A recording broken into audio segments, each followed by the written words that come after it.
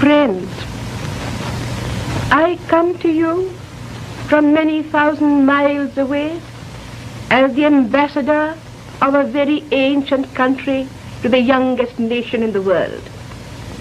It may surprise you that a country which you are taught to regard as conservative should have chosen a woman to be its representative and ambassador. साली, रंडी, तमीज से बात कर। ये जो तू कुत्ते की तरह भौंकती है ना, तुझे भौंकने की आज़ादी भी बाबा साहेब अंबेडकर ने दिलाई है।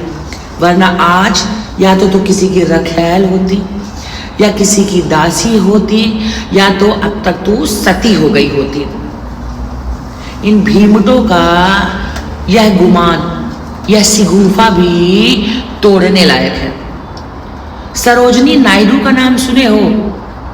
नहीं सुने हो तो पहले ये सुनो।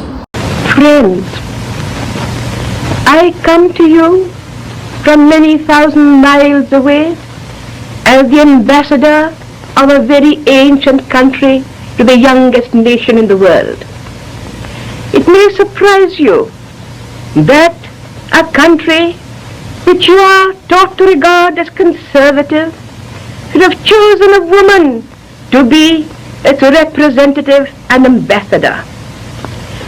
But if you read aright the whole history of Indian civilization, you will realize that woman has been the very pivot of its culture, of its inspiration, and of all the embassies of peace that have gone abroad for many centuries to the uttermost parts of the world.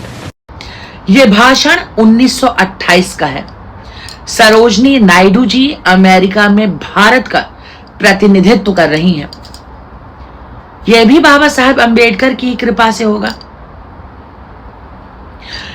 संविधान सभा में 299 सदस्यों में से 15 महिलाएं थीं जिन्होंने संविधान निर्माण में योगदान दिया है। वो भी बाबा साहेब की कृपा से ही होगा, है ना। इस देश में स्त्री सदैव ही पूजनीय रही है। और रही बात ये सती प्रथा की, तो ये तुम्हारे जो मीम भाई हैं उनके अब्बाओं की कृपा थी कि उनकी कुदृष्टि हमारे ऊपर पड़ी और हमें जलकर राख होना पड़ा। उनके हाथों अपनी इज्जत आबरू लुटाने से अच्छा था जलकर राख हो जाओ और इस मिट्टी में समाहित हो जाओ, पंच तत्व में ससमान सम्मिलित हो जाओ। पहली बात। और दूसरी बात मैं स्पष्ट कर देना चाहती हूं कि हमारी लड़ाई बाबा साहब अंबेडकर से नहीं है। हमारी लड़ाई इन जैसे लोगों से है जो बाबा साहेब अंबेडकर को ढाल बनाकर सरेआम गुंडागर्दी करते हैं। देखिए इस व्यक्ति को, इसके अंदर भय नहीं है।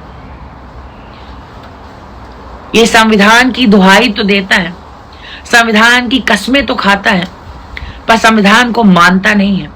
अगर ये संविधान को मानता होता तो उसे पता होता इस तरह ब्राह्मणों के नरसंहार का आह्वान करना कितना बड़ा अपराध है, कितनी धाराएं लग सकती हैं और कितने वर्ष की जेल हो सकती है।